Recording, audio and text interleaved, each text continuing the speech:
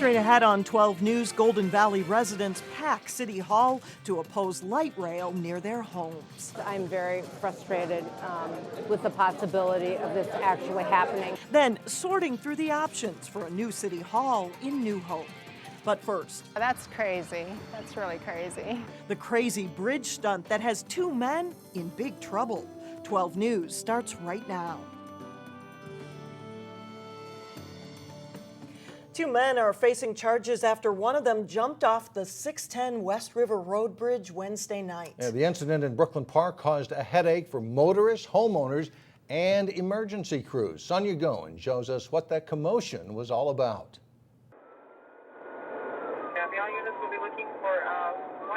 This is dash cam video from a Brooklyn Park police squad as it rushed to the scene around 8:30 last night.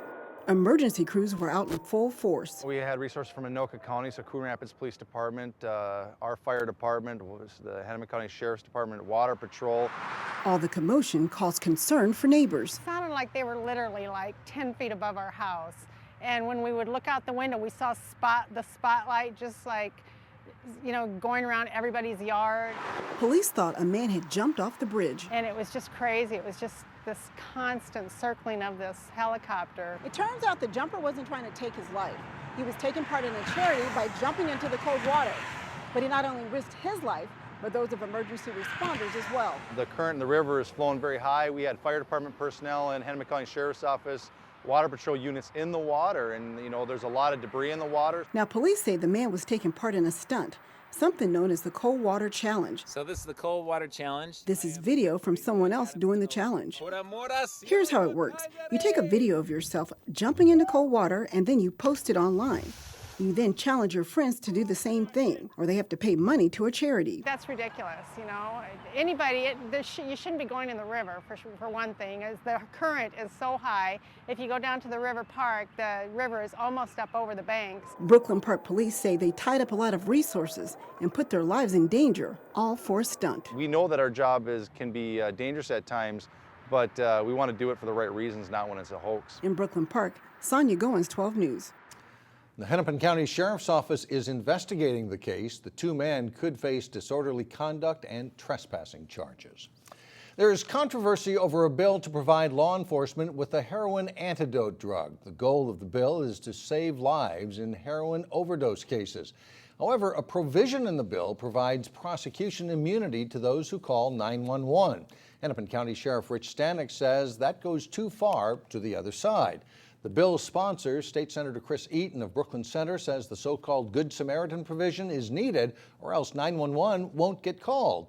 The heroin bill did pass the Senate. It now moves on to the House. For some people, the Bottineau Transitway is an exciting transportation proposal that connects the northwest suburbs to downtown Minneapolis and the airport. But for many Golden Valley residents, it's a sign of big government overstepping its boundaries and disrupting the environment. As Delane Cleveland reports, some people even claim that the light rail line could force them to move. Hopefully we can put this off for 2 years and the feds won't give us the money. It's said that you can't fight City Hall. I'm very disappointed that one vote has changed our lives so. Yet when it comes to the environment, one of my biggest concerns is the effects on wetlands. Or breaking up the tranquility of a neighborhood with the sound of light rail trains.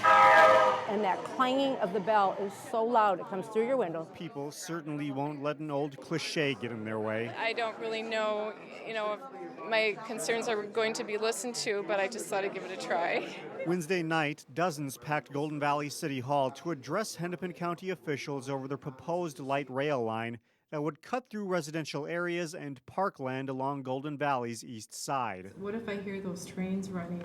I'm going to have to move, I'm sorry. We know that there's a lot of people that are kind of opposed to change. We really look at this from a long-term investment perspective. We know that the roads system is not going to be expanded greatly into the future. Many people here say they understand the need for enhanced public transportation in the northwest suburbs. I believe in transit, but I believe it also needs to be in a place like the Hiawatha line. That actually helps people. But the overall consensus at this meeting, I am worried about the rail line going through that corridor, period. Is that Golden Valley is the wrong place for the Bottineau light rail line. As far as I'm concerned, our the families in North Minneapolis who could really benefit from this, it's not even touching them. They have to walk backward to touch it. So I just don't understand. In Golden Valley, Delane Cleveland, 12 News. A committee of city officials, residents, and businesses along the proposed route recommended the Golden Valley option because homes and businesses in Golden Valley wouldn't have to be torn down. That would not be the case for the Minneapolis option. Residents in New Hope will eventually get relief from the sounds of rush hour traffic. MnDOT plans to build a sound wall along Highway 169 between 42nd and 49th Avenues.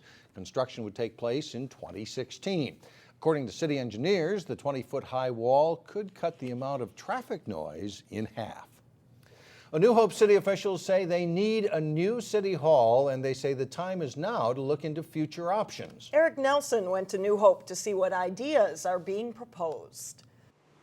Few needs to look at, and space in particular. In New Hope, out with the old and in with the new is the hot topic. New Hope wants a new city hall to replace the current facility that was built in the 1960s. City officials say it is cramped, energy inefficient, and outdated. That is why 3 city hall building proposals are on the board. Certainly the time has come to look at it closely and determine whether or not this is something that's feasible for the city of New Hope. Option 1 is to renovate the current city hall and add space. This is the cheapest proposal, costing $16.1 million. Option 2 is sharing a new building with Robbinsdale area schools at the Education Service Center site. The total tab for this is $27.4 million. Their facility has as many problems as ours, and at some point they also might be in need of a new space. The third option would be to build a new facility right here to the west of the current structure. That would allow employees to stay in their old building until the future one is opened. Cost for this proposal is $17.4 million. One thing is crystal clear. The current city hall needs repairs. We have leaks on virtually every room and every floor of the building. We also have a very inefficient heating and HVAC system. New Hope Police also covet a new facility. The department has doubled in the last 10 to 15 years and grown to 32 officers. They say they need a building with a larger footprint. Only about 25% of the police vehicles can be stored inside over at nighttime, and that is a real major issue, because with all the technology in those cars, they need to be in a warm, secure environment. In New Hope, Eric Nelson, Channel 12 News. The New Hope City Council will meet with the Robbinsdale School Board members next week to brief them on their proposal to share a facility. The Wayzata School District has hired the man they see as the future principal at Wayzata High School. Scott Gengler will start work on July 1st. He is currently the principal at Irondale in New Brighton. His first job in the Wayzata District will be overseeing the voter-approved expansion of the high school. The plan is to eventually have him replace Principal Mike Travick, who is nearing retirement. Meantime, the recycling efforts of some of the youngest students in the Wayzata district are catching the eye of Hennepin County. Take a look at these colorful recycling tables in the district's elementary school cafeterias. The tables have bins for trash, organics, and recyclables with hanging examples of what goes in each bin. The tables went in last year, and it's helped reduce waste by 50% in the elementary schools. The district is getting another Hennepin County grant worth more than $14,000 to put the tables now in the middle school because of the success with the younger students. You know, the kids will go through the line and you'll see them talking to each other about what they should be doing, shouldn't be doing. In fact, kids will actually instruct adults sometimes. The county awarded 18 area schools with recycling grants designed to get more than 20,000 students engaged in waste reduction efforts. Coming up, a standout student who's not afraid to take a swing at a tough task. And later in sports, highlights from one of the big mid-season meets in high school track and field. But first, the skies clear on Friday as the stormy weather passes.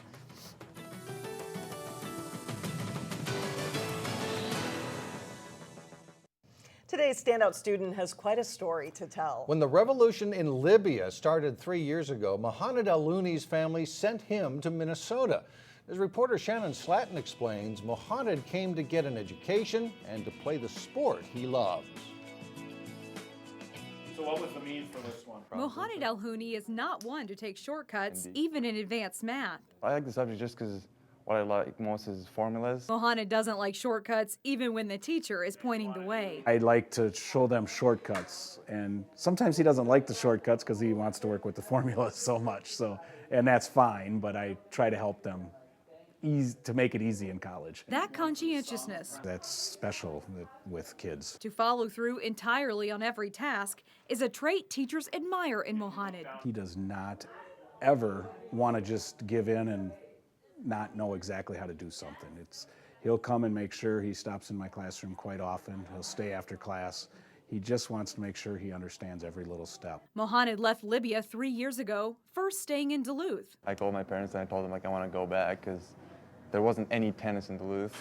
There was just mostly hockey and everything. That's what Duluth is. So he came to Plymouth, where he could find normalcy on the tennis court. Tennis was really basically my whole life, is just getting better at tennis and educating. Because Mohaned is an international student, he isn't allowed to compete on a school team, but he does help coach others. I get to help my friends and I get to teach them how to play the game well. He spends hours on the court and hopes to play in college, using his thorough nature to perfect his game. My goal in life is just to be a good person and to be a professional tennis player. In Plymouth, Shannon Slatton, 12 News.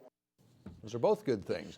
Mohaned currently is choosing between 2 local colleges, and he hopes to go into international business one day. He's also looking forward to graduation because his parents are flying in from Libya to be there. Big deal. Absolutely. Coming up, something fresh and healthy to look forward to in Maple Grove. But first in sports, Totino-Grace scores a big win on the baseball diamond over a conference rival. John Jacobson has that and more when we come back.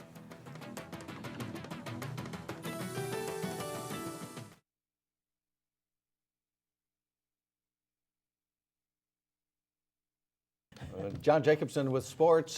Track and field usually focuses on, individual achievement, right? But this is a different animal. It looks at the whole team. It does, and it rewards team depth, and that works to Wayzata's favor for the boys, certainly on Wednesday. The High School League state-sponsored section track and field meets are in about 3 weeks throughout the state. Several schools also, though, compete in section true team meets. Wayzata was the host team for the Section 7 3A meet, girls 200-meter dash. Hopkins' Demi Manuel Moore winning with a time of 26.14 seconds. Wayzata sophomore Ruby Stauber is fourth. Boys 1600, Hopkins' Joe Klecker holds off a late charge. Klecker's winning time 4 minutes 22.1 seconds. Girls 3200, Wayzata's Anna French crushes the field, lapping some of the other runners and winning with a time of 10 minutes 52.16 seconds. Boys 4x200, Mitch Walber blazes the anchor leg, and that gives the Trojans gold. The boys pole vault, Wayzata's Ben Yost is the winner, clearing a top height of 14 feet. Here are the final team scores. Wayzata's boys win with 1,022 points. Hopkins is second. Armstrong places sixth. In the girls' meet, Minnetonka is the Section 7 True Team champion. Wayzata is third with Hopkins fourth and Armstrong eighth. After a late start, local golf courses and golfers are coming around now. This is Will Holmgren of Wayzata teeing off at Wayzata Country Club in a dual match against Edina. His brother Jack hits a superb approach shot on the third hole. Jack Holmgren will drop it softly and winds up about a foot from the cup. He birdies that hole on its way to a 77 for the day. The Trojans' Grant Raha's good touch on the chip here on number 2 as he knocks it to within about 6 feet. However, Wayzata loses to Edina by 5 strokes, 314 to 319. The Trojans and Hornets girls meeting 2, although just a 9-hole event for them. Wayzata's Sarah Burnham is a good one. She rolls home a 6-footer for birdie on the third hole. Burnham records a 38 for the day to lead Wayzata. Edina's Hannah Hankinson knocks down the putt on number 3. She shoots a 39 for the Hornets on the day. Ellie Brandt is on target for a par putt on number 4. Wayzata, though, loses to Edina by 4 shots in their 9-hole event. The Benilde-St. Margaret's baseball team lost its first game of the season Tuesday. The 12-1 Red Knights look to bounce back against rival Totino-Grace. Bottom of the first inning, the Eagles' Max Meyer launches one into the gap in right center field. Brennan Swan scores, and it's 2-1 Eagles after 1 inning. Bottom of 2, and Swan is at the plate. He comes through with a solid single to center field. Blake Vogley scores, and Ben Mazinga follows, standing up, and it's 4-1 Grace. In the third inning, the Red Knights get 2 runs of their own. Michael McGill doubles over the right fielder's head. Nathan Hanks and Keaton Studsrud both score, and it's a 4-3 game after 3. Eagles pitcher Seth Sewald settles in after that. He gets a big strikeout of Marshall Hemke, and then a soft line drive to Max Meyer at third off the bat of Chris Riccini, and the Red Knights leave 2 runners on. It's still 4-3. Swan comes through with another hit in the home half of the 6th inning, driving home Mazinga. The Eagles win 6-3. A good hitting attack for Grace helps back a strong pitching performance by Sewald. It gives me confidence to go on the mound, knowing these guys have my back in and out of the dugout, and knowing that I can throw strikes and have them and keep the runs, keep me confident on the mound. And that is it for sports today. All right, thanks, John. We'll be right back.